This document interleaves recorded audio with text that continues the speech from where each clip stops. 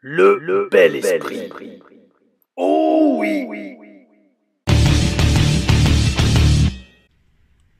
Oh oui, les amis, une grosse innovation. On n'arrête pas, bien sûr, hein, vous vivez la vie de Tom Laruffa en direct sur la route, parce que ça a été un week-end très chargé. Il n'y a pas eu de show, mais il y a eu de l'action. Il y a eu du catch, il y a eu SmackDown, il y a eu Survivor Series. Oh oui, hier soir à Marseille, soirée pour l'ouverture du TPW Premium, ça a été un gros événement. D'ailleurs, mes amis, vous avez eu en cadeau sur la chaîne le show Extinction 2024, Italian Takeover. Pourquoi C'était une histoire de fou, les gars. À la base, le show était censé être diffusé en rétroprojecteur, donc dans la magnifique salle qu'avait booké l'équipe de la TPW, la Tigers Pro Wrestling. Une magnifique... Waouh, une superbe salle avec vue sur le port de Marseille. Marseille, c'est une très belle ville, hein. Franchement, j'ai la chance d'y passer beaucoup de temps. Et franchement, ouais, donc ils avaient loué un superbe endroit. Il y avait des réceptions, il y avait toute la team TPW, il y avait des fans, il y avait un petit buffet. Oh oui. Seul truc, si on arrive, il n'y a pas de câble HDMI. Il n'y a pas de câble HDMI pour relier le rétroprojecteur à l'ordi où était le match. Et alors donc, mes amis, on a fait un trafic de ouf. Heureusement, Tom Laruffa avait son ordinateur. Oh oui. Donc il a fallu que je télécharge le show Extinction sans les commentaires, qu'on y rajoute les commentaires que j'avais fait la veille, que je dise pas de bêtises, que je fasse le montage vite fait sur mon ordi et que je l'upload sur la chaîne YouTube, que je le mette en public pour pouvoir le regarder depuis l'application YouTube du rétroprojecteur. Oh oui. Et c'est pour ça qu'au final, vous avez eu cadeau. Je sais pas si elle va rester. Donc peut-être allez le voir rapidement. Mais vous avez eu Extinction 2024, un show TPW d'1h30 commenté par El Solo, Tom Laruffa. Il n'y avait pas Guillaume avec moi parce qu'il a fallu le faire au dernier moment. Mais franchement, vous savez quoi, franchement, j'ai eu que des bons retours. J'ai eu que des bons retours des commentaires et ça m'a fait vraiment à la fois plaisir et c'est super, comme j'ai dit dans le petit speech qu'on a fait, que j'ai fait. Tout le monde a fait un speech hier soir à cette soirée de lancement du TPW Premium. Et comme je disais, ce qui est super, c'est que moi, la TPW et le catch de façon générale, vu que j'en fais toujours et vu que je suis toujours à fond passionné, ça me permet de faire toujours de nouvelles expériences et commenter les shows. Franchement, j'adore. En toute franchise, mes amis, un jour, je pense très sérieusement envoyer une vidéo d'un show commenté à... Oula, j'ai une petite fan. Parce que là, les amis, en fait, je suis chez un podcatcher qui s'appelle William Wolf et il y a sa petite fille qui s'appelle... C'est Léna, tu veux venir dire bonjour à la caméra? C'est une petite star en devenir, hein. Je pense que c'est une future catcheuse. Monsieur Wall, vous êtes d'accord pour que votre fille passe sur YouTube, sur la chaîne Tom Laruffa Tele Reviews? Oui. La petite Célina. Viens, Wolfie. Hop là, viens. Alors, est-ce que tu as regardé Survivor Series? Oui. Célina, t'as regardé Survivor Series? T'as regardé le catch avec papa? Oui. T'as regardé? Et alors, c'était quoi ton match préféré? Ça va bien. Ça va bien, ok. Oh oui. Bel esprit? Tu dis bel esprit? C'est super. Et les enfants, c'est super. Ceux qui font du mal aux enfants, je les démonte. Oui. Allez, Célina, tu me laisses terminer la vidéo? Ouais, c'est bon. Au revoir. On dit au revoir. Au revoir. Allez, vas-y. Hop. Ouais, je suis à la bourre. De toute façon, je vous annonce, les gars. Merci, Wolfie. Yo, je vais faire la première partie maintenant et la deuxième, ça sera ce soir à Nice. À tout à l'heure. Ça sera à Nice quand je vais rentrer. Parce que donc, je vous explique. Donc, hier, il y a eu la soirée TPW Premium. Bel esprit. Vous avez eu le show Extinction. Commentez ça. J'ai kiffé. Et comme je disais, j'ai eu que des bons retours. Donc, ça, c'est bel esprit. Et donc, après, on a enchaîné. Ce matin, le train pour venir ici à Bolène, on a fait un enchaînement. On a enchaîné avec un entraînement spécial catcheur avancé. C'était top. On a eu 10 catcheurs de la HCP, tous avec du gros niveau. Et on a travaillé sur... pas les bases, on a travaillé sur du catch avancé et ça c'est top. Pourquoi? Parce que c'est ce que je disais, que ce soit TPW ou HCP dans le sud, il commence à y avoir un gros niveau de catch, les mecs ils investissent pour développer le business et ça c'est très bel esprit, mes amis. Et donc dans le train pour venir ici à Bolène ce matin, que j'ai pris à 8h du mat, 8h30, je suis arrivé à 11h, on a enchaîné direct, de 11h30, on a fait un petit entraînement d'1h, puis après on a repris l'après-midi de 2h non-stop jusqu'à 17h. Oh oui, bel esprit. J'ai pu mater Survivor Series, oh oui, qui est le sujet de cette TLR Reviews. Et là, mes amis, j'ai pris du Monster, donc il va venir. Coucou. Elle est adorable, Célina. Elle est adorable. En plus, ça veut dire lune en latin, il me semble. Donc bref, allez, j'essaie de speeder parce que il est 17h36. Dans une demi-heure, j'ai le train, donc il va y avoir une partie maintenant. Et je vais faire la deuxième partie. Ou alors je speed, j'essaie de tout faire maintenant. Allez, on va voir, on va le faire au feeling. Donc mes amis, Survivor Series 2024, gros PLE qui a au final été meilleur que prévu. on commence le show avec le Wargames féminin. Alors mes amis, c'est mon dépucelage du Wargames. Pourquoi? Parce que c'est le premier Wargames vraiment que je vois en direct et que je regarde en entier. Toutes les équipes font leur entrée. C'est bizarre. Alors au début, c'est bizarre que je trouve Tiffany Stratton, qui est toujours magnifique, oh oui, n'ait pas sa mallette Money in the Bank avec elle. Bayley et Nia commencent le match et très intelligemment, elles utilisent toute la surface disponible du ring, c'est-à-dire les deux rings et même l'entre-ring. Ça, c'est bel esprit parce qu'en fait, ça fait tout de suite prendre conscience aux fans qui regardent et à travers les commentateurs que dans ce pay-per-view et surtout dans ce genre de match Wargames, vous avez deux rings dans une cage. Donc, vous pouvez littéralement utiliser les deux rings. Donc, c'est basique comme storytelling, mais si dès le début, les deux premières catcheuses du show et en plus dans un Wargames se bastonnent, elles commencent dans le premier ring, elles se déplacent, elles se bastonnent un peu dans l'entre-ring et après, se déplace sur le deuxième ring, bel esprit, très bel esprit, storytelling 101. Dès le début, on pose les bases et on fait comprendre au public, ok, donc ça va se passer dans les deux rings, on peut aller se bastonner où on veut tant qu'on reste dans les cages. Oh oui, oh oui.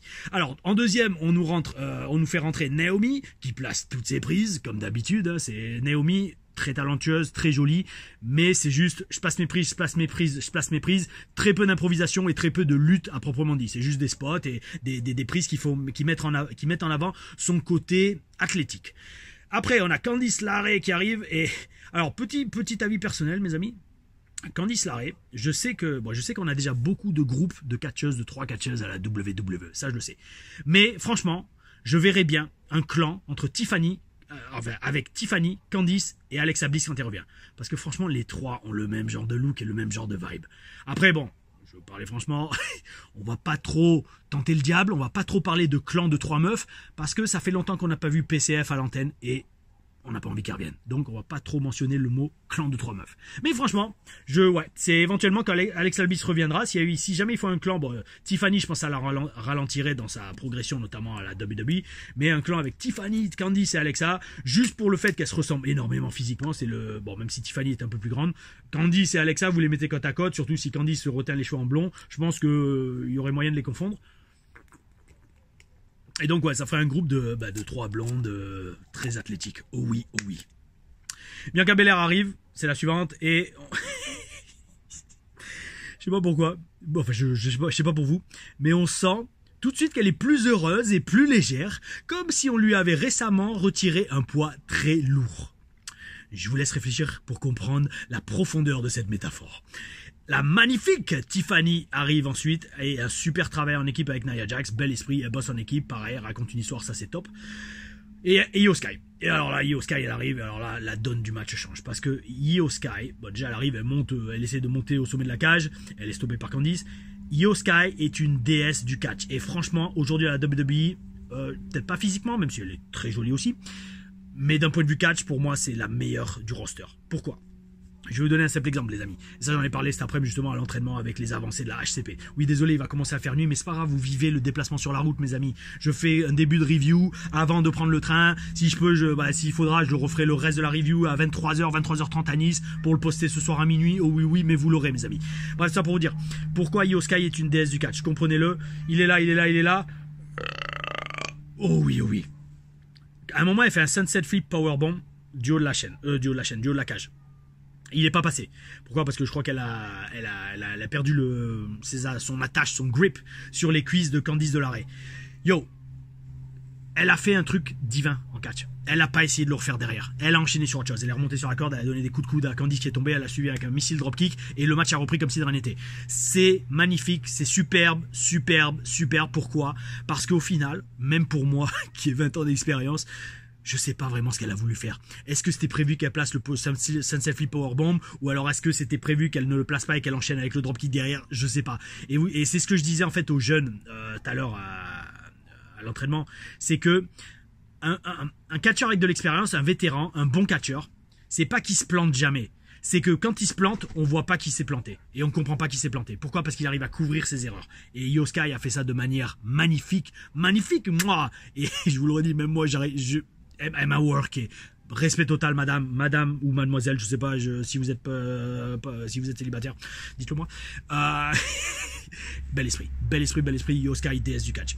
Raquel arrive ensuite, elle fait le ménage et on sait que le final sera entre Liv et Rhea ralenti, Rhea replay. Rhea qui rentre en dernier pour les babyface. Bon, ça la protège au niveau de son nez, d'accord, parce que au moins ça vend le fait que elle est censée avoir la face cassée. Et on imagine qu'elle va faire le Terminator.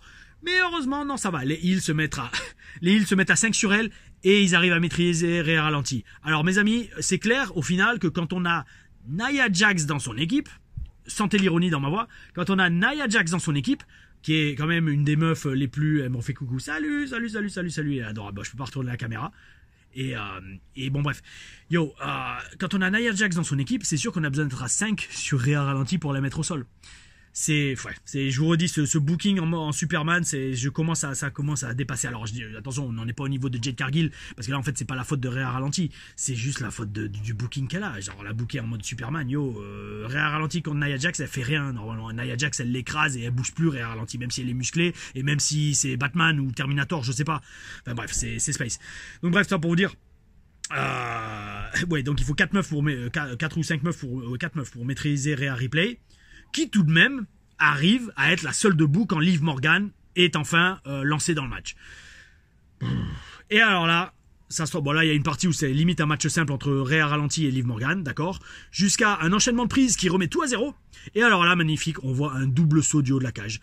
Là, mes amis, j'ai respect total au fait que ces catcheuses de classe mondiale mettent en danger quand même leur corps. Alors oui, c'est pas inédit, hein. Souvent dans des matchs en cage, on voit les meufs ou les mecs sauter du haut de la cage, mais moi chaque fois je vois ça, je me mets à leur place et je me dis, tu mets tout en jeu, tu mets ta vie, ta carrière, ta façon de gagner ta vie, tu mets énormément en jeu quand tu fais des plongeons comme ça du haut de la cage. Et voir des athlètes aussi jolis, aussi fortes au micro et aussi athlétiques et aussi bons en catch, en plus être capable de faire ce genre de cascade sans filet, c'est pas, vous voyez les cascades au cinéma, c'est impressionnant, d'accord, ouais, non, mais les mecs ils ont des fils qui les retiennent, ils ont des coques qui leur protègent le dos. J'ai fait de la cascade moi dans des séries télé, d'ailleurs certains me voient régulièrement. Je t'ai vu dans un film sur Netflix. Ouais d'accord, mais oui d'accord. Et des fois il y a des scènes d'action et de cascade. Les mecs ils ont des armatures qui leur protègent toute la colonne vertébrale. D'ailleurs moi j'ai tellement pas l'habitude d'avoir ça. J'avais fait une séquence un jour sur une plage à Nice où c'était pour le film Sentinelle. Il est sur Netflix. Allez voir Sentinelle. Je sais plus à quelle minute du film c'est. On me voit très très peu. On voit quasiment pas mon visage, mais on entend ma voix.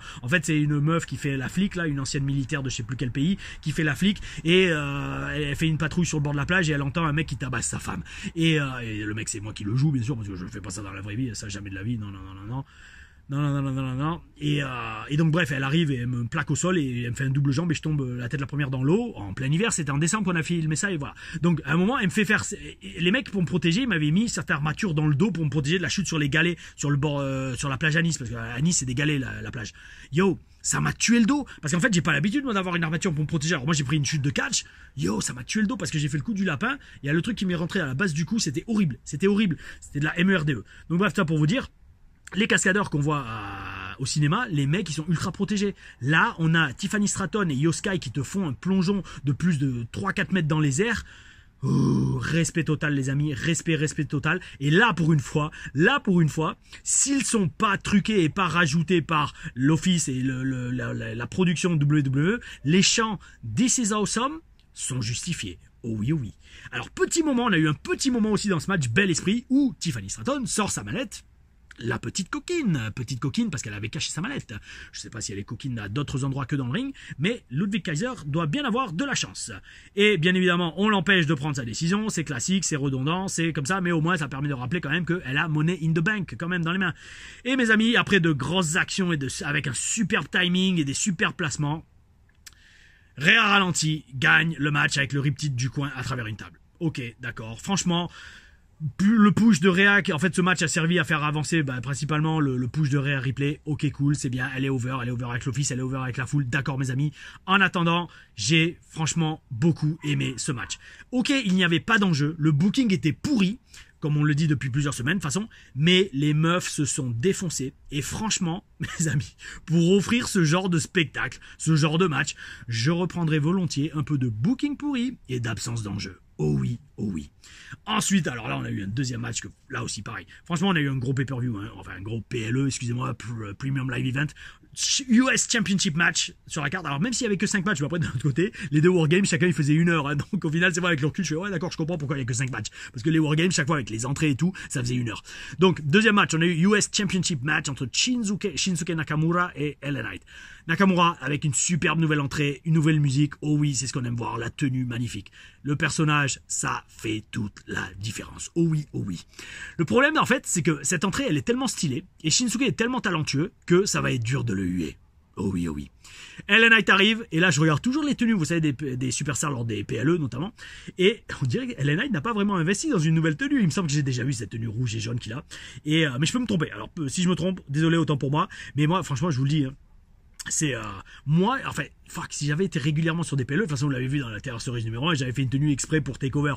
Mais moi, si chaque fois que je suis sur un PLE, je fais une nouvelle tenue, mais une nouvelle tenue qui pète et qui arrache. D'ailleurs, franchement, je pense très sérieusement, vous m'avez beaucoup motivé et je vais la faire, à faire la vidéo des prises les plus douloureuses à faire et les plus douloureuses à prendre en catch. Ça, c'est clair.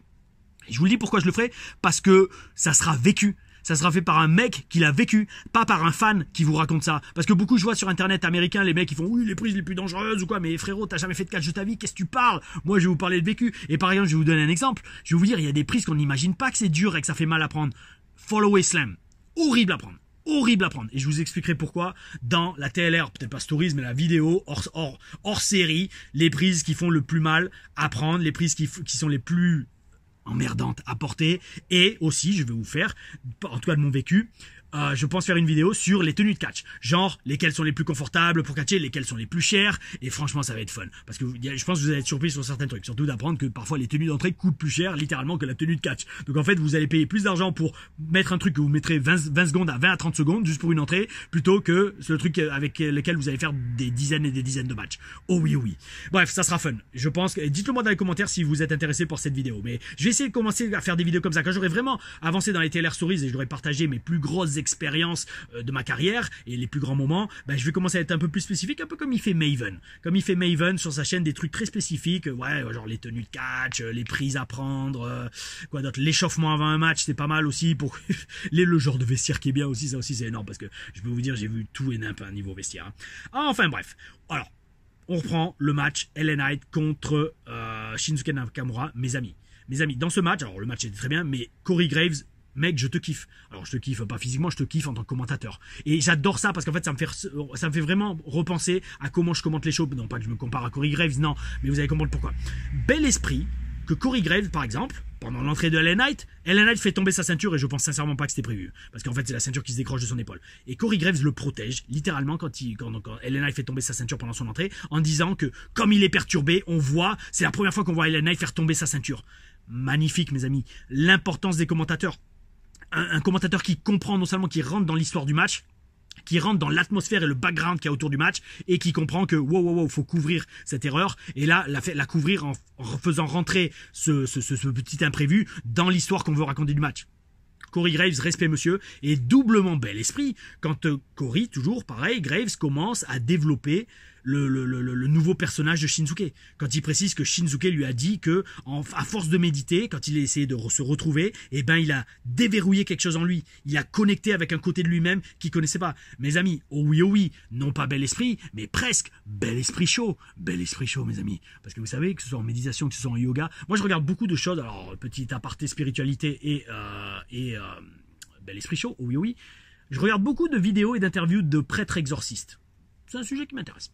Et bon, c'est pas une question d'y croire ou pas y croire. C'est un sujet qui m'intéresse. Et beaucoup, les premières questions que va demander un exorciste avant d'exorciser une personne ou qu'une personne qui pense être possédée vient voir, parce qu'ils font un diagnostic. Ils font un diagnostic sur une personne possédée pour voir si elle est vraiment possédée. C'est pas juste de la schizophrénie ou autre chose, tu vois. Et une des questions qu'ils leur posent, c'est est-ce que vous avez joué avec des cristaux récemment? Est-ce que vous avez fait du Ouija? Est-ce que vous avez fait du yoga? Est-ce que vous avez fait certaines pratiques spirituelles? Donc tout ça pour vous dire, j'adore. J'adore la vibe de Shinsuke là comme ça qui dit depuis que je me suis mis à la méditation, ça a réveillé quelque chose en moi. Parce qu'en fait ça va commencer à faire la vibe où le mec en fait il est possédé par des forces maléfiques. Et ça se voit sur son visage avec le maquillage qu'il a sur la gueule. Oh oui, oh oui, bel esprit. Donc ce développement de personnage qui a été amené dans les commentaires par Corey Graves. Oh oui, bon, je pense c'est les scripteurs qui lui ont dit de dire ça, mais c'est super. Ça donne de la profondeur à l'histoire et au personnage, c'est comme dans un film. De toute façon, on a l'habitude maintenant. Le booking WWE c'est comme du booking de cinéma. Oh oui. Donc comme je dis, je kiffe Corey Graves aux commentaires. Le mec connaît le nom des prises, pareil, un moment. Yo. Il y a LA Knight, il porte un Burning Hammer sur Shinsuke Nakamura. C'est comme quand tu le prends en torture rack et tu le fais tomber, pas sur le ventre. Alors, tactiquement, le vrai Burning Hammer, si vous cherchez sur Google, vous mettez Burning Hammer, recherche, Burning Hammer Kenta Kobashi. Vous allez voir que le Burning Hammer, quand Kenta Kobashi le faisait sur Mitsuharu Misawa, pour les connaisseurs, s'il y a des experts de Puroresu dans les commentaires, lâchez un commentaire, représente Noah, New Japan, fin des années 90, début 2000. Oh oui, c'était la grande époque. C'était vraiment la grande époque. Oh oui, croyez-moi, Toshiaki Kawada, Mitsuharu Misawa, Kenta Kobashi, Kensuke Sasaki, Jun Akiyama, Jushin Thunder Liger dans les poids légers, oh oui, Tiger Mask, oh oui. Bref, tout ça pour vous dire. Ça fait longtemps, je le dis plus trop, tout ça pour dire. Bref, tout ça pour dire. Voilà, je l'ai dit. Oh oui. Putain, je suis à 300 à l'heure. Je suis à 300 à l'heure parce que je sais qu'il faut que je chope le train. On va voir. On le fait au feeling. On vit avec les énergies de la vie, mes amis. Et donc, les énergies de la vie m'amènent à dire que Corey Graves, il connaît le nom Burning Hammer quand LA Knight le fait sur Shinsuke Nakamura. Oh oui. Bel esprit. C'était le finish de Kenta Kobashi à la Noah. C'était top. Oh oui. Donc, on a un excellent match de catch, avec le style qu'on peut attendre de LA Knight. Ce que j'aime avec LA Knight, c'est que son style de catch me rappelle beaucoup le mode de l'Attitude Era. Oh oui. Et alors là, par contre, la victoire de Shinsuke Nakamura, qui sort de façon très soudaine, mais bien logique, j'ai beaucoup aimé. DDT inversé sur le métal entre les deux rings, boum, le Kinshasa derrière la tête, et on a un nouveau champion américain. Oh oui. Franchement, bel esprit. Bel esprit parce que LA Knight a eu un très bon règne quand même, en tant que champion américain. Et en plus, c'est bien, ça va redynamiser le mid-card de SmackDown. Donc, bel esprit. Shinsuke Nakamura mérite ce titre par sa carrière, par son talent, par le fait de s'être, d'une certaine façon, réinventé avec ce nouveau personnage, cette nouvelle vibe, même si encore une fois, je pense que les writers y sont pour beaucoup. Bel esprit. Et mes amis, quand même, je le dis pas parce que là, je suis à 2 bonnes réponses pour mes pronostics. Oh oui. Là, en fait, j'ai fait 4 bonnes réponses. Il y a que le dernier où j'ai pas vu venir. Mais c'est pas grave. C'est pas grave. On a encore une fois, on a eu un très très bon PLE. J'ai vraiment kiffé ça. Oh oui. Donc, en parlant de kiffer, on a eu après ça le triple threat pour le titre intercontinental entre Sheamus, Ludwig Kaiser et Braun Breaker. Sheamus, Louis l'Empereur et Bruno Breezer. Alors ce match, mes amis, on savait qu'il allait envoyer du pâté, même si, comme je le dis souvent, les matchs triangles sont toujours relous à gérer. Et pour ça, je vous renvoie vers mes TLRAM où il y en a souvent des matchs triangles. Et je crois qu'il y en a un d'ailleurs. Il y en a un dans le sondage que j'ai lancé pour la TLRAM de demain, mais demain, ça sera sûrement France-Portugal. Elle est uploadée, j'ai fait la miniature. Demain, 20h, oh oui, lundi, 20h, TLRAM, France-Portugal. Un très bon match, France-Portugal, oh oui. Et donc, vous n'avez pas voté pour le match triangle de 2008, si je dis pas de bêtises, mais c'est pas grave, il est en stock et vous l'aurez un jour, mes amis. Même si je crois que c'est même le match par équipe de 2012 qui a eu le moins de votes.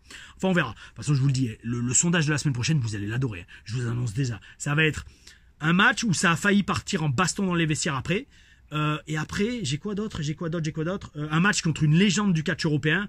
Et après le troisième, on verra. Mais franchement, je pense que vous allez tous voter pour le match où ça a failli partir en baston dans les vestiaires. Cette TLRAM, elle est pas scandaleuse, mais waouh. Moi, à la revoyant, je vais pas dire que j'ai eu honte, mais je me fais, je sais pas si j'aurais réagi comme ça aujourd'hui.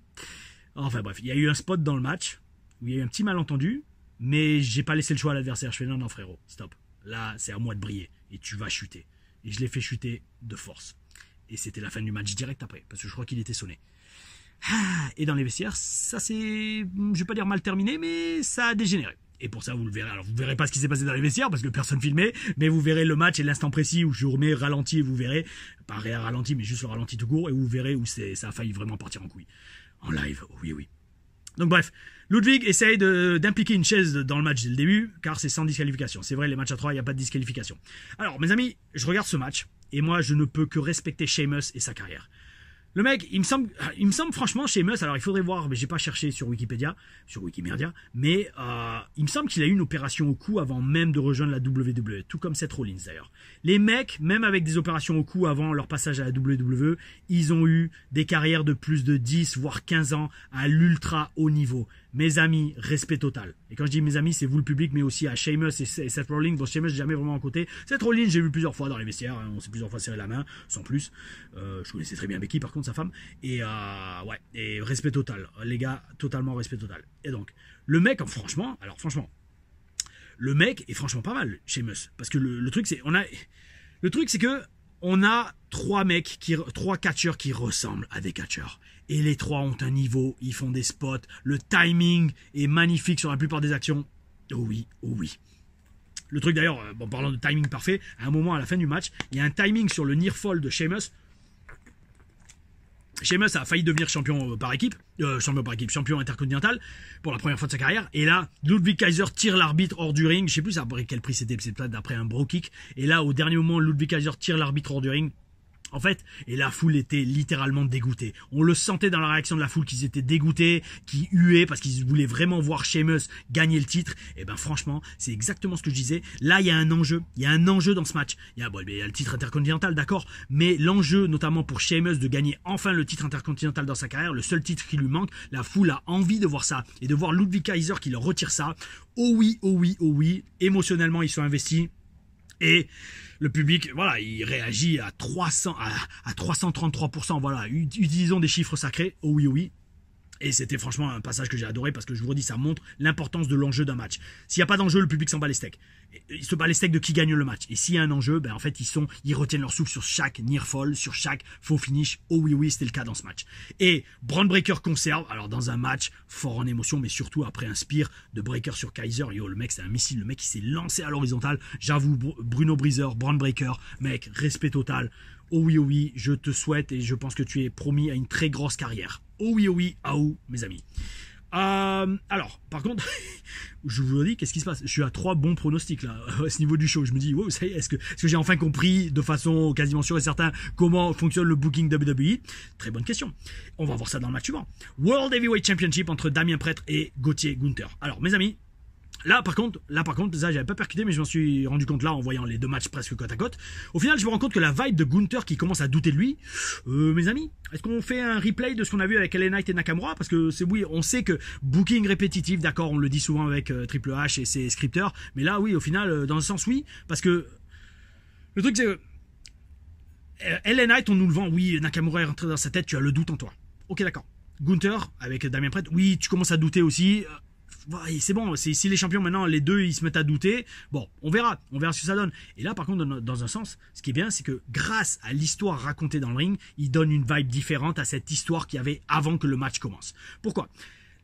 Là, en fait, c'est là qu'on prend conscience et vous commencez à le comprendre de plus en plus et ça, je kiffe. Je kiffe, mes amis. Quand vous me dites des commentaires du genre merci Tom, tu me permets de mieux apprécier ce que je regarde et de mieux comprendre ce que je regarde à la télé. Et ben, mission accomplie. Mission accomplie. Je suis pas là juste pour vous dire, oh, ça j'ai aimé, ça j'ai pas aimé. Non, j'essaye de vous expliquer pourquoi moi, en tant que mec qui fait ça depuis 20 ans et qui a franchement connu et entraîné et catché avec les plus grands, comment je vis le truc. Et là, on commence avec une histoire, Günther doute de lui.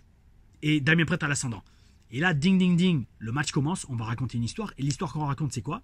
Damien Prêtre se blesse un peu à l'épaule dès le début du match. Et petit à petit, cela permet à Günther de revenir dans le match, malgré ses doutes qu'il avait avant, et donc de retrouver son instinct et sa deuxième nature qui reprennent le dessus. Et qui est, j'ai une cible et je vais m'acharner dessus. Oh oui, oh oui. Et franchement, j'adore Bel Esprit. Parce que je vous redis, cette histoire racontée dans le ring permet de modifier l'histoire qu'on avait avant de commencer le match. Vous sentez la vibe? Et ça, franchement, Bel Esprit, Bel Esprit, Bel Esprit. Alors, petit détail. Là, je suis obligé de le dire parce qu'en fait, j'ai hésité avant de le mettre dans les notes et d'en parler dans la review. Mais regardez.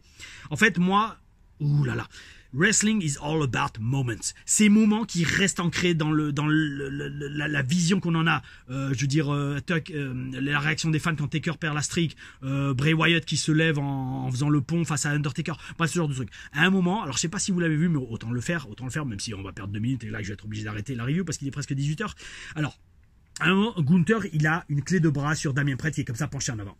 Mes amis, c'est littéralement la même position que la scène dans Retour vers le futur 1, où Biff Tannen a George McFly à côté de la voiture et qui lui tord le bras et qu'il y a Lauren, je crois c'est son nom, qui dit arrêtez, vous allez lui casser le bras. Et que là en fait, George McFly, il prend enfin le courage à la fin du film et là, boum, il allonge Biff Tannen d'un coup de poing, et rien que ce coup de poing change littéralement toute la timeline et la vie des McFly avec une droite directe dans la gueule du méchant. Ouh là là là là là là là là. Mes amis, si ce spot avait été prévu avant le match, moi je serais allé voir les producteurs, je serais allé voir les scripteurs et les caméramans surtout, et je fais yo, ce spot, est-ce qu'on peut faire un remix, est-ce qu'on peut faire un replay de Retour vers le futur, où le mec il me prend comme ça, il bosse mon bras, ça le fait rire, ça le fait rire, ça le fait rire, et là on voit un gros plan sur le visage de Damien Prêtre, bam, il met une grosse droite à Gunther, et là Gunther le prend, boum, KO. Alors pas qu'il perde le match là-dessus, mais que ça mette les deux KO au sol. Mes amis, si on avait eu ça, ça aurait été magnifique, mais il aurait fallu, c'est pour que vous compreniez comment marche la WWE, comme je vous l'ai un peu montré dans la TLR Stories numéro 2, où j'analyse mon match à TakeOver, il faut briefer les caméramans, il faut briefer les scripteurs, il faut voir si ça rentre dans l'histoire de tout, du match, et les producteurs aussi, enfin les producteurs du match, et leur dire, j'aimerais vraiment faire ce spot, parce que ça va donner un super moment de télé. Ouh là là, moi j'aurais fait ça. Ouh là là là là là là, j'aurais fait ça, ça aurait donné un grand moment télé légendaire. Surtout en plus, vu le côté cinématographique tant apprécié par les scripteurs actuellement à la WWE. Enfin bref, et comme c'était attendu, mes amis, on a eu un superbe match pour le championnat poids lourd. Gunther, en fait, il est intouchable dans le ring. Et je peux dire que l'école européenne peut être fière. Parce que former un mec comme Gunther, oh oui, oh oui, oh oui, c'est très très bel esprit. Fin du match magnifique, à tous les niveaux. À tous les niveaux, la blessure à l'épaule, l'intervention de Finn Balor, qui entretient la rivalité avec Damien Prêtre, et qui continue à monter d'un cran, Gunther qui allonge Balor, qui fait dégage, j'ai pas besoin de toi, sale bâtard, et l'intensité et surtout la violence avec laquelle Gunther sécurise la prise de soumission à la fin sur Damien Prêtre et qui lui martèle le cou à coups de coude. Parfait, parfait, parfait. Victoire de Gunther qui va sûrement lui redonner le boost moral dont il avait besoin, et sûrement qui va amener, je pense, peut-être, une distanciation entre lui et Ludwig, parce que Kaiser a perdu son match, rappelons-le. Donc peut-être que Gunther maintenant va regarder de haut Ludwig Kaiser et lui faire non mais attends, toi pourquoi tu me parles, t'as perdu ton match, me parle pas. Et Kaiser, qui est vrai, a perdu son match, peut-être il va vriller, ou alors c'est Gunther qui va le défoncer, je sais pas. Mais franchement, très très bel esprit, super match, bravo, pour l'instant sans faute sur la qualité des matchs, et sans faute pour Tom Larifa avec les pronostics, 4-0, oh oui, donc dans tous les cas j'ai la moyenne, ah ou, bel esprit. Allez mes amis, on va essayer de faire le main event, il y a pas mal de notes, il y a pas mal de notes. Bon, vous savez quoi, regardez, il est 6h02 mes amis, Wolfie vient d'ouvrir la fenêtre, je sais pas si vous l'avez entendu, c'est un signe mes amis, c'est un signe. Je fais une pause, je ferai la review du main event ce soir de retour à Nice, oh oui, première fois de ma vie que je fais ça, mais c'est pas grave, on a le bel esprit, on le garde. Bon, pour vous, ça sera immédiat, il y aura un cut, il y aura la transition directe, donc, oh oui, je reprends à Nice. Ah ou. De retour à Nice. Oh oui, il est 23h21 et c'est parti pour le main event de Survivor Series War Games. Alors, le match commence avec littéralement encore 1 heure de show sur la vidéo. Oh oui. Donc, on sait qu'on est parti pour au moins 1 heure de spectacle. Ah ou. Les commentateurs, alors ils m'ont fait rêver parce que je crois que c'est Michael Cole à un moment qui dit que les vainqueurs de ce match seront la seule bloodline qui restera. Alors est-ce que j'ai loupé un épisode? Est-ce que tout d'un coup ils ont décidé que le Hula Fala serait en jeu et que l'équipe qui gagne aura le droit de rester bloodline et l'autre non? Je sais pas. Parce que j'en suis quasiment sûr. Oui, j'en suis sûr. Je sais que Michael Cole à un moment il dit ça. Il dit les vainqueurs de ce match seront la seule bloodline qui sera autorisée à rester. Désolé, mais dans tout le build-up pour le match, j'ai pas vu ça. Et c'est ce que je disais depuis le début. Mis à part le fait de vouloir les voir s'en mettre plein la gueule et plein sur la gueule, il n'y avait pas vraiment d'enjeu dans ce match. Donc, pour moi, ça aurait dû être justement, voilà, l'équipe qui gagne le Hula Fala et a le droit de non seulement rester la seule bloodline qui reste, mais en plus, le leader de l'équipe devient le Tribal Chief incontesté. Enfin, c'était pas le cas, mais apparemment pour l'un des commentateurs, ça l'était. Vive les égos chez les babyface qui rentrent un par un, alors que les heels, eux, rentrent en équipe. Très intéressant, mais bon, je pense qu'après, vu que c'était le dernier à rentrer et le premier à commencer chez les face, c'était Jey Uso, et qu'il y a tellement, en effet, je le dis, d'ego chez les babyface, c'est bien que, il fallait aussi pour la foule présente qu'ils vivent l'entrée de chaque babyface unique. Genre CM Punk, entrée de CM Punk, entrée de Roman Reigns et entrée bien sûr de Jey Uso qui mousse toujours de ouf. Mais ça fait quand même bizarre. Ça fait vraiment genre, bon, nous on est les babyface, mais bon, en attendant, attendez, non, laissez-moi mon entrée personnelle. On n'est pas vraiment une équipe. Hein. Alors que les heels, encore une fois, eux sont rentrés les 5 en même temps. Donc c'est un peu bizarre. Tamatonga qui commence pour les heals, franchement bel esprit parce que ça montre que l'office l'aime beaucoup, parce que c'est quand même une grosse tâche de commencer un match comme ça, sachant que les deux premiers restent 5 minutes dans le match. Et d'ailleurs j'ai fait un petit calcul après parce qu'il y a aussi une petite remarque que je vais vous faire tout simplement parce qu'un petit commentaire sur ce match que franchement on peut comprendre que quand on a fait du catch, croyez-moi mes amis. Et donc Tamatonga qui commence pour les heals, bel esprit parce que donc comme je disais il a une grosse charge sur les épaules et j'ai adoré sa façon de se déplacer le long de la cage comme une sorte d'araignée ou un singe, on sait pas trop, bel esprit. D'ailleurs il a cette vibe un peu d'animal sauvage et avec, pour les fans de Marvel, le film Kraven qui va sortir très bientôt, je crois que ça peut faire un très beau parallèle. Oh oui oui. Jey Uso lui commence chez les Babyface, très intelligemment Tama prend son temps au début. Pourquoi? Parce que c'est logique, ils ont l'avantage des heals, donc pourquoi commencer le match à 500 à l'heure et risquer de s'en prendre plein la gueule pour avoir son énergie qui descend, alors que t'as juste à attendre grosso modo 5 minutes, le temps que ton coéquipier vienne, et là t'es à 2 sur 1. Donc franchement, bel esprit, belle histoire racontée. Bronson Reed arrive en deuxième, et alors aussi petit commentaire, ils me font rêver, les heals, bel esprit, alors non seulement ils arrivent tous en équipe, enfin ils rentrent tous en même temps, mais ils sont tous habillés en noir complet, bel esprit, on va dire c'est une ancienne tradition ça, que les heals oui alors j'aurais dit de tradition soient plutôt habillés en sombre pour ne pas briller justement. Donc bel esprit. Jimmy Uso, c'est le suivant pour les Babyface qui arrive et qui porte assistance à son frère. Belle petite réunion. Et alors là, il y a Tanga Loa qui doit rentrer pour les heals, mais Solo l'en empêche et envoie à la place Jacob Fatu. Alors mes amis, j'ai une question. Y a-t-il un moyen plus flagrant et plus irrespectueux de déféquer sur le pauvre Tanga Loa? Grosso modo, c'est genre, non, attends, toi je te fais pas confiance, t'es pas assez bon, on va laisser partir Jacob Fatu.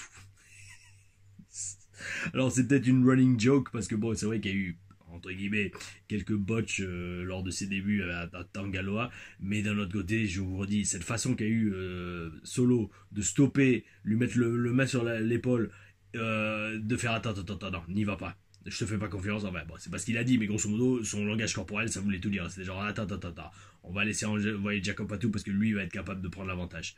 Ouais, ok, d'accord.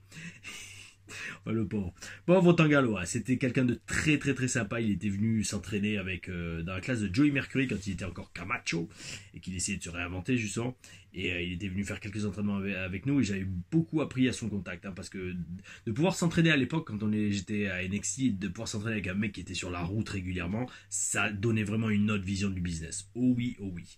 Alors bon, après d'un autre côté, il faut quand même reconnaître que bon, c'est vrai que Jacob, il est quand même vachement bon, incroyable. Et en toute franchise, avec tout ce qu'il fait dans le ring, il va pas rester longtemps, c'est pas possible. Parce que même ça, la foule, ils savent pas comment réagir avec Jacob Fatu, parce que je crois que c'est Corey Graves qui a très bien résumé le truc. Il disait dans ses commentaires, il n'y a jamais eu une superstar dans l'histoire, alors peut-être pas quand même, mais bon, il le dit comme ça, il n'y a jamais eu une superstar dans l'histoire de la WWE qui a été capable à la fois de captiver, mais aussi pas de terroriser, mais il a dit captivate and, j'ai oublié le terme, mais voilà, captiver et impressionner le public de la WWE comme Jacob Fatu. Et il a raison. Alors là, de façon très intéressante, Roman Reigns, lui aussi, empêche Punk de rejoindre les festivités et il envoie plutôt Sami Zayn à la place. Intéressant le petit parallèle, et puis ça fait monter la sauce entre Roman Reigns et CM Punk. Et donc là, alors mes amis, le commentaire, parce qu'en fait je regardais les gars, là, je regardais notamment Punk et Reigns qui ont quand même de grosses carrières derrière eux et de longues années passées sur les rings à catcher 4 à 5 fois par semaine, et en fait je me dis bon, je vous dis, c'est le catcheur qui parle là, ça doit être vachement relou de rentrer en dernier. Pourquoi? Parce qu'en fait, au final, alors en faisant le calcul, vous êtes là à rester littéralement debout dans une toute petite cage avec des caméras souvent mises sur vous ou des fans qui vont vous filmer avec leur portable pendant minimum 25 minutes. 25 minutes parce qu'il y a 5 minutes de début de match et après j'ai fait le calcul entre chaque mec qui rentre toutes les 3 minutes. Grosso modo, si on est le dernier et qu'il y a 4 gars par équipe, 3 x 3, 9, 2 x 9, 18 et 5 minutes, ouais, 24, 25 minutes. En fait, le dernier qui rentre reste au moins 25 minutes debout alors non seulement vous allez vous refroidir, deuxièmement, pareil, il suffit que le mec ait des problèmes de genoux ou des problèmes de dos, rester comme ça 25 minutes sans bouger, parce que c'est pas comme si les mecs ils trottinent, ils font des pompes ou ils font des squats pour se chauffer. Non, non, les mecs ils sont debout comme des clampins dans la cage et ils attendent. En fait, c'est un des trucs que j'ai remarqué, je vous redis, en voyant Punk et Roman Reigns en dernier dans la cage. Je fais, non, attends, c'est les deux plus gros noms de l'équipe, et les mecs ils sont là à poireauter pendant 25 minutes avant de pouvoir non seulement déjà aller sur le ring, mais après il faut sortir le match. C'est-à-dire qu'en fait, soit les mecs ils sont refroidis, soit sinon ils ont mal. Enfin, c'est space. Bon, parce que moi je peux vous dire, je vous dis, on fera des vidéos sûrement où l'échauffement avant les matchs, ou la préparation pour un show, etc. Yo, l'échauffement c'est sacré hein, en catch. Hein. Donc bref, c'est le commentaire du catcheur, les amis. Le commentaire du catcheur pour ce premier War Games, enfin ce deuxième match War Games, c'est ce premier pay-per-view Survivor Series War Games que je vivais comme ça. Ensuite, Tangaloa arrive enfin, et la foule, même si elle s'en fout un peu de lui, au moins il amène 2 tables sur le ring, qui va donner de jolis spots par la suite. Donc la Bloodline de Solo domine, on sait que le prochain sera CM Punk. Pourquoi ? Parce que c'est logique qu'ils gardent Roman Reigns en dernier, vu qu'ils vont garder Solo Sikoa de l'autre côté en dernier. D'ailleurs, c'est assez couillu, hein. La façon qu'a eu de CM Punk de s'imposer en donnant un coup d'épaule littéralement à Roman Reigns. Bel esprit. Punk sort une caisse à outils, ça redresse toute la donne. C'est un peu comme dans un jeu vidéo, j'adore ça. C'est comme dans les jeux vidéo où et j'aime ce genre de catch, parce qu'en fait, pour moi, quand je suis dans un match de catch, c'est comme un jeu vidéo. Hein. J'ai ma barre de vie, ça j'en ai souvent parlé dans les reviews, mais je le dis aussi à tous les petits gars que j'entraîne, et notamment, alors aujourd'hui, je l'ai pas dit à l'entraînement privé qu'on a fait HCP, mais ça je le dis souvent en message, il faut voir un match de catch, storytelling, la psychologie de catch, c'est comme un jeu vidéo de baston. Vous avez votre barre de vie vert qui descend au fur et à mesure, jaune, orange, rouge, bel esprit. Et là en fait, avec Punk qui prend la caisse à outils, c'est comme dans un jeu vidéo de catch, cette fois-ci où vous faites que du catch, et là au bout d'un moment il y en a un qui en a plein le fion, qui sort du ring, qui va soit sous le ring, soit dans la foule. À l'époque les jeux Aki, THQ sur pas Super Nintendo mais Nintendo 64 ont chopé les objets dans la foule, c'était bel esprit. Et il fallait se tourner dans la foule, appuyer sur le bouton qui permettait de sortir de ring, orienté vers la foule, et vous chopiez un objet. Et là, si vous aviez une chaise, c'est bon, le match était plié. Direct, le mec, un coup de chaise, il était complètement dans le bleu, même s'il était dans le vert, il passait dans le bleu, il pouvait pisser du sang très rapidement, et ça, en fait, c'est ça. Et en fait, c'est exactement ce qu'a fait Punk. Le mec, il arrive pas avec une chaise, mais avec une boîte à outils, et la boîte à outils, c'est l'equalizer, c'est le truc, il arrive, boum, boum, boum, il allonge tout le monde. Donc bel esprit. Oh oui, respect du storytelling en mode jeu vidéo. Oh. Et donc comme je disais, Jacob Fatu est franchement promis à un bel avenir, parce que le mec à lui seul, il redonne l'avantage à toute l'équipe pour préparer le terrain pour Solo Sikoa, qui verrouille la cage pour empêcher Roman de rentrer sur le champ de bataille. Oh oui, petit plot twist, bel esprit, et donc Roman est obligé de faire tout le tour et d'escalader la cage. Et enfin, ça arrive le moment où l'OTC, the original or only tribal chief, doit prendre part aux festivités. Il escalade la cage et c'est parti. Oh oui. D'ailleurs, petite apparition de Paul Heyman qui vient et qui reforme l'alliance entre Reigns et CM Punk, et let the war game begins. Oui, parce que Punk et Roman Reigns, avec le clash des égos, ils commençaient, c'est énorme, c'est comme un film. C'est comme deux super-héros commencent à se prendre la tête, et fait, tu sais quoi, si ça n'a pas besoin de moi, je me casse. Et là, juste pour partir, hop, t'as le wise man, le vieux sage qui arrive, et non, attends, si vous partez, c'est la fin de tout, donc restez ensemble. Oh oui. Et donc, bel esprit, on respecte la tradition, now, avec Triple H, de faire du catch en mode cinéma. Oh oui. Et là, il reste plus qu'un petit quart d'heure avant la fin du show, donc ça veut dire que quand les War Games begin, c'est que Roman Reigns a fait son entrée, il reste plus que, grosso modo, 10 minutes de match, parce qu'il y a 5 minutes de célébration. Et donc, je vous redis, si on fait le calcul, donc étant donné qu'il y avait 1 heure, donc ça veut dire que Roman Reigns commence à catcher uniquement au bout de 45 minutes du segment. C'est énorme. Franchement, niveau temps, c'est un truc de ouf. C'est bouf. Seulement à la WWE, on va voir ça. Parce que là, la plupart des shows indie, 45 minutes, vous avez déjà limite atteint la moitié du show. C'est énorme. Alors, on a vu, d'ailleurs, petite note, un moonsault légèrement raté par Jacob Fatu. Alors j'allais dire oui, je pense pas que c'était prévu, parce que son pied a glissé apparemment sur la corde. J'espère qu'il a vendu, mais par contre le mec il a vendu la jambe tout le reste du match, donc dans un sens bel esprit, parce que je pense pas sincèrement qu'il était blessé, mais pour justifier le fait que j'ai loupé mon moonsault, ça m'a fait me blesser. Bel esprit. Énorme tentative de tsunami du sommet de la cage par Reed, avec un timing absolument parfait de CM Punk qui enlève au dernier moment Roman Reigns. D'ailleurs, un timing bien meilleur que le spear de Reigns sur Punk. Il y a eu un petit mistiming à ce moment-là, je pense que vous l'avez tous vu, mes amis. Et même moi, en regardant en accéléré. Et un splash de Jimmy du haut de la cage qui, cette fois, passe sur Fatou à travers la table. Franchement, bel esprit, bel esprit, bel esprit. Et là, la fin du match. Ouais, pour faire simple, on a vu pas mal de spots. Là aussi, ils se sont donnés à fond. Donc, ce match, c'était l'occasion de voir plein de cascades et plein de tables se briser. Et on a vu aussi, donc, à la fin, une fin super climatique. C'est en effet comme la foule chante You effed up, you fucked up, Solo. Et il se fait aligner par tous les babyface. Boum, boum, boum, boum, boum, il est encerclé, il peut plus aller nulle part. Et là, bam, super kick, super kick, super kick, go to sleep, boom, spear ou Superman punch, oh oui, et la OG Bloodline gagne. Oh oui.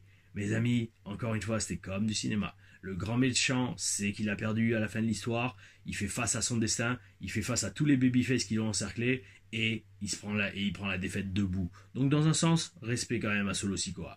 Et donc, ça a été mon seul pronostic faux de Survivor Series, mais quand même, personnellement, je trouvais que c'était un énorme show avec surtout une énorme histoire. Ou peut-être pas. Parce qu'en fait, comme je disais, le truc c'est ça, il faut comprendre un truc. Surtout par rapport au seul pronostic faux que j'ai eu du match. Le truc c'est que comme je disais, Cole, donc c'est Michael Cole, oui, qui précisait que Solo a toujours, il le dit à la fin du match, Solo a toujours le Hula Fala. Et donc toujours le Tribal Chief. Mais alors au final, c'est Michael Cole qui dit ça à la fin du match, hein, quand les babyface commencent à rentrer au vestiaire. Michael Cole dit clairement, mais attendez, n'oublions pas que Solo a toujours le Hula Fala, donc c'est toujours lui le Tribal Chief. Donc au final, il a servi à quoi le match? Il a servi à quoi? À juste montrer la supériorité numérique avec CM Punk de la Bloodline originale et qu'ils pouvaient battre ainsi donc Solo Sikoa. Je vous redis, en fait, c'est ça que je comprends pas avec ce match, c'est que ok, ça a donné un prétexte pour faire un bon Wargames où on a vu pas mal de grosses cascades, ça d'accord, pas de problème, bel esprit, oh oui, mais d'un autre côté, voilà, il y a eu aucun vrai enjeu pour faire avancer la storyline en fait et faire avancer la rivalité entre les deux Bloodlines. Donc bon, pareil, alors personnellement déception quand même, pas d'apparition de The Rock. Donc je pense sincèrement que maintenant ils vont le garder pour Netflix en janvier. Je le vois pas revenir entre maintenant et Netflix, ou alors si vraiment ils veulent faire une surprise de ouf, on le voit demain à Raw. Je sais pas, non, mais remarque même pas parce que la Bloodline c'est du SmackDown, c'est pas du Raw. Donc à voir. Mais même ça, je pense pas qu'ils balanceraient une apparition de The Rock sans la prévenir, sans l'annoncer. Ça aussi c'est sur un PLE. Donc franchement moi personnellement j'ai été quand même déçu de pas voir arriver The Rock et je pense donc que d'ici là Roman va vouloir récupérer le Hula Fala. Et The Rock va intervenir pour remettre de l'ordre dans la tribu en tant que High Chief. Parce que techniquement, donc le Rock, qui est, si je me souviens bien, le High Chief, il est supérieur au Tribal Chief. Donc je pense qu'en fait, comment je vois le truc évoluer, je vois Roman Reigns et Solo Sikoa continuer à se disputer pour savoir maintenant qui est le vrai Tribal Chief. Peut-être parce que Roman Reigns, il va arriver, il va dire « Je t'ai battu Solo, donc maintenant, avoue ta défaite et rends-moi le Hula Fala ». Et Solo, il va dire « Non, le Hula Fala, tu l'as pas gagné, il n'était pas en jeu, donc va te faire mettre ». Et donc, quand ça va continuer à s'envenimer, donc ça va peut-être durer quelques mois, parce que Netflix, c'est qu'en janvier, donc dans un mois. Ben oui, c'est dans un mois, ça va vite arriver. Avec au milieu Saturday Night's Main Event. Donc ouais, je pense qu'en janvier, ils vont annoncer, boum, allez, The Rock sera présent pour parler et décider du futur de la Bloodline et de la tribu. Et là, on verra, je pense, The Rock qui prendra sûrement le côté avec de Solo pour commencer à teaser un match à WrestleMania contre Roman Reigns, ou alors carrément il s'octroiera le Hula Fala, et on aura, je vous redis, cette feud Roman Reigns Rock qu'on aurait dû avoir l'année dernière. Oh oui mes amis, c'était la review en 2 temps, en 3 mouvements, oh oui, de Survivor Series War Games. Alors c'est marrant parce que j'ai eu sur quelques retours sur Twitter de gens qui disaient j'étais déçu notamment de ce pay-per-view et surtout du War Games féminin. Alors je sais pas, moi j'ai assez... Alors pourtant j'ai pas vraiment un public facile, hein, moi j'analyse vraiment autant que je peux, du mieux que je peux. Non, j'ai pas vraiment été déçu moi du Wargames féminin, parce que après je respecte aussi le fait que franchement le corps d'une femme est moins solide que le corps d'un mec, et de voir les risques qu'elles ont pris, bel esprit. Donc en fait c'est surtout sous cet angle là que je le regarde, et sachant que bon, l'un comme l'autre il n'y avait pas énormément d'enjeux, hein, que ce soit le masculin ou le féminin, j'ai regardé la qualité du match et la prestation des acteurs dedans plutôt que juste le match d'un mode purement divertissement pour un fan qui regarde du catch depuis des années.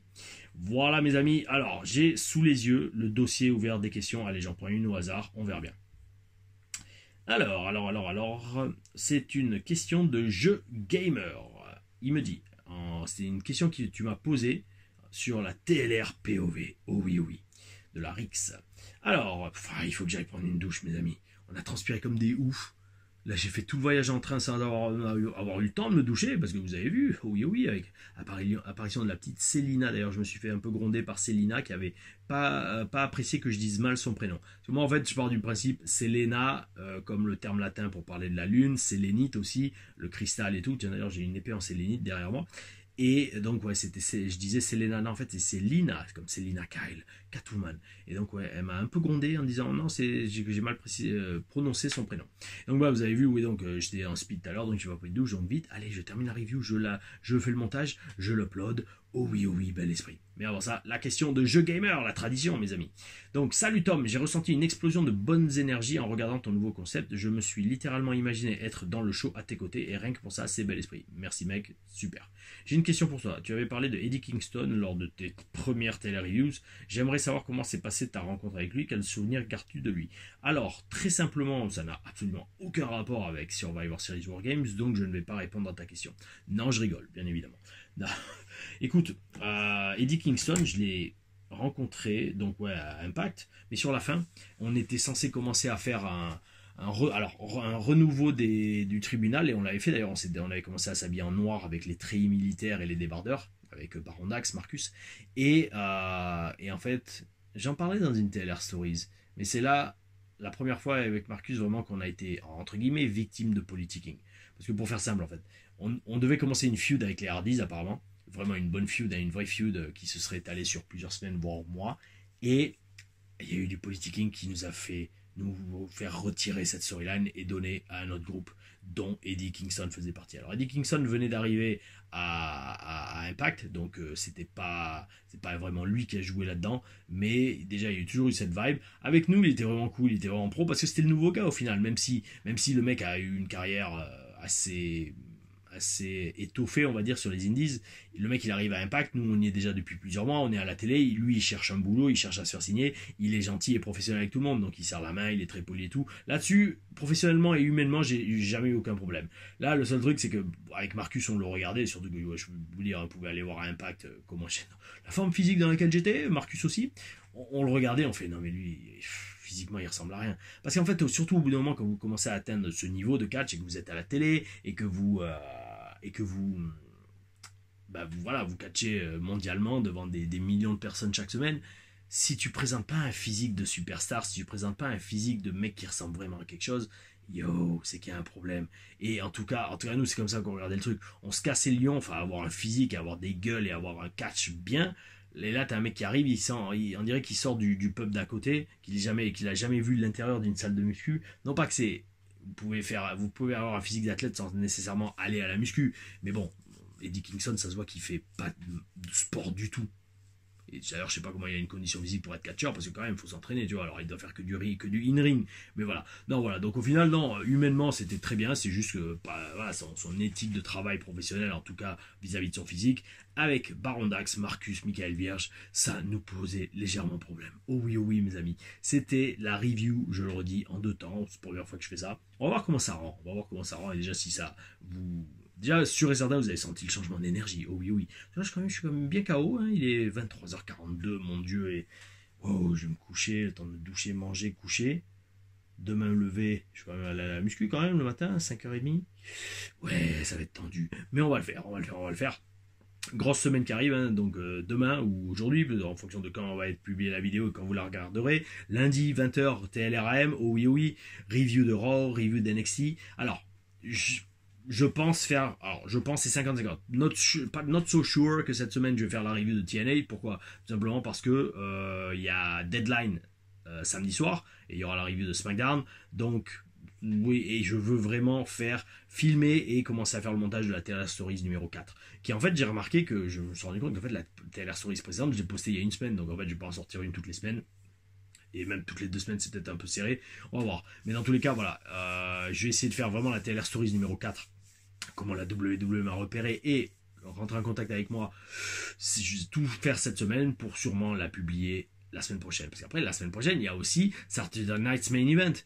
Ouh, c'est non-stop, mes amis. C'est non-stop, c'est non-stop, c'est non-stop. Surtout en plus aussi avec le TPW Premium qui arrive. Le fait de commenter des shows seul ou avec Beast, on va en recommander quelques-uns. Oh oui, oui, mes amis, dans tous les cas. On continue, on n'arrête pas, on garde le bel esprit. Et vous aussi, je vous le souhaite. Ah, vous passez une excellente soirée. J'espère que vous avez kiffé Wargames. N'hésitez pas à me dire dans les commentaires ce que vous en pensez. Likez, abonnez-vous, mettez la petite cloche pour les vidéos. Oh oui, oui. Et pour l'instant, je laisse d'ailleurs.